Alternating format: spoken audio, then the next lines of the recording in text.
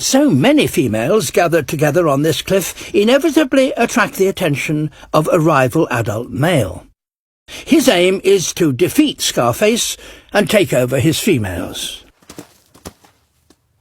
Scarface spots them. He has everything to lose because if the bachelors defeat him, they won't just take his females. They will kill his babies.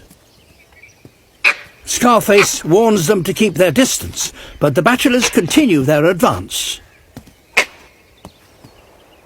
Scarface grinds his teeth to show he means business. But the bachelor leader reaches the cliff top and grinds his teeth in response. If Scarface loses this battle, he will lose his legacy. Time to strike.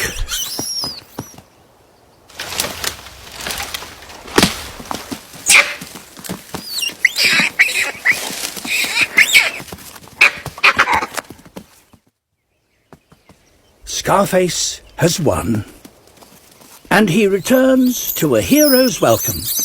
But it's only a temporary respite. For a male langur like Scarface, parenthood is simple but dangerous.